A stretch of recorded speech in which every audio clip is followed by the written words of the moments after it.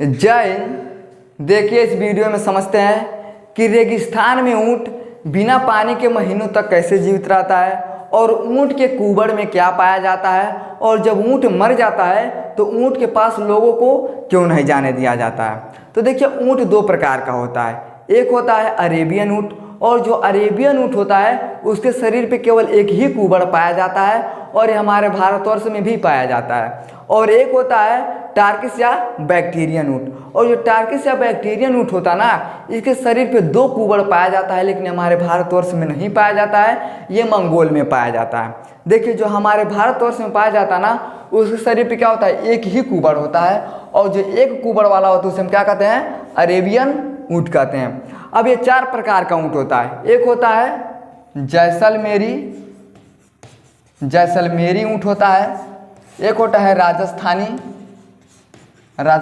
ऊँट होता है, एक होता है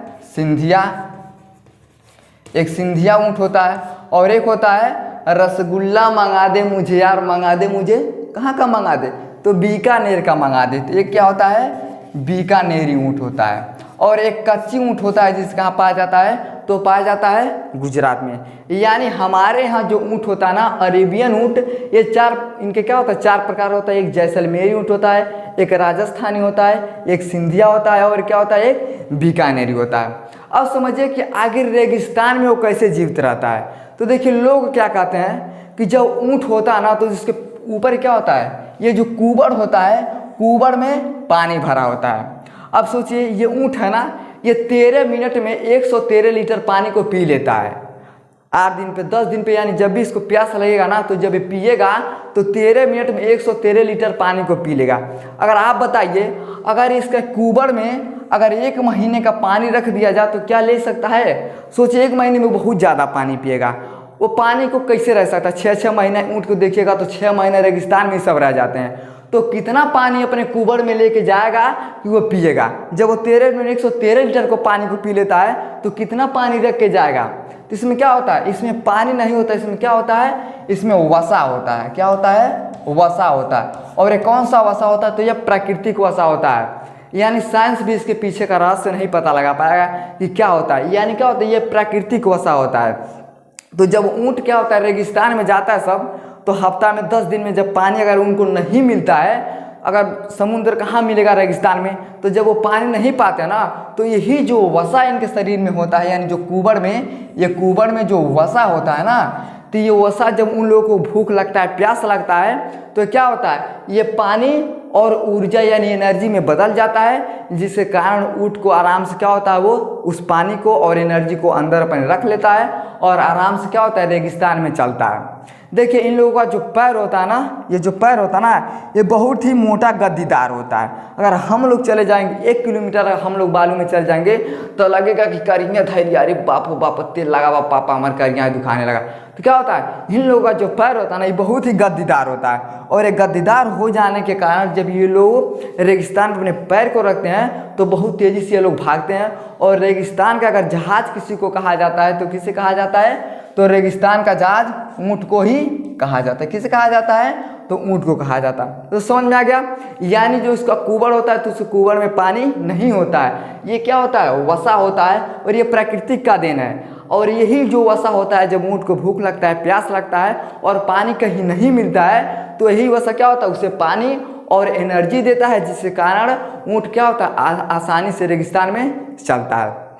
देखिए जब ऊँट मर जाता ना, तो ऊँट के पास किसी को नहीं जाने दिया जाता। पता है क्यों, क्योंकि जब ऊँट मर जाता ना, तो जो इसका वसा और पानी आपस में रिएक्ट करता है, तो बहुत भयानक गैस और एसिड में क्या होता है, इसके अंदर क्या होता है, बदलाव होने लगता है। यानी जो ऊँट होता है, इसके अंदर पहले से वसा होता है, और यही जो वसा होता है पानी और ऊर्जा में इसके शरीर को प्रोवाइड करता है, जिसके कारण ऊँट आसानी से क्या होता है, रेगिस्तान में चलता है। लेकिन जब ऊँट मर जाता है ना, तो यही वसा और पानी जब आपस में रिएक्ट करते हैं तो बहुत भयानक गैस और एसिड में क्या होते हैं, बदलते हैं। जैसे एथेन गैस में ये क्या होते हैं, बदलाव हो जाता है।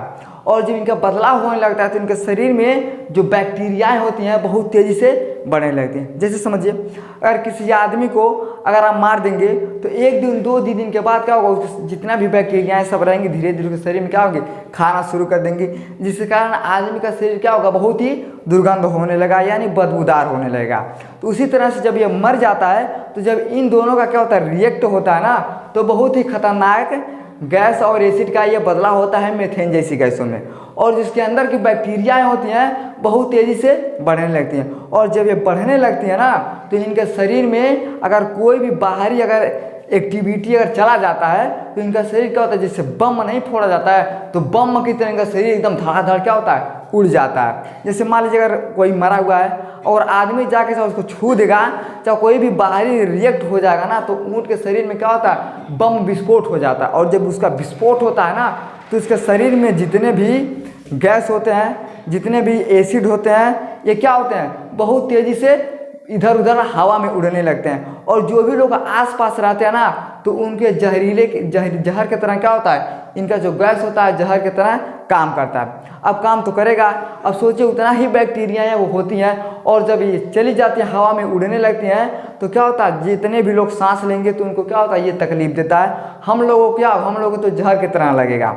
और जो ऊँट होता है ना बहुत ही दुर्गंध, यानी बहुत क्या होता है, बहुत तेज से उसका शरीर बदबू होता है। तो इसीलिए लोगों को उसके पास नहीं जाने दिया जाता है, ताकि अगर कोई भी बाहरी अगर एक्टिविटी चला जाएगा तो हो सकता है कि उसके शरीर में बम विस्फोट हो जाए, और ऐसा कई बार हुआ भी है। इसलिए क्या किया जाता है, लोगों को उसके पास नहीं जाने दिया जाता है। समझ में आ गया।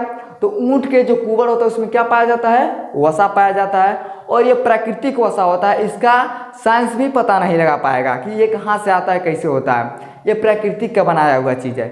और ये क्या होते हैं, हमारे भारत में 4 प्रकार के पाए जाते हैं, जैसलमेरी, राजस्थानी, सिंधी और बीकानेरी पाए जाते हैं।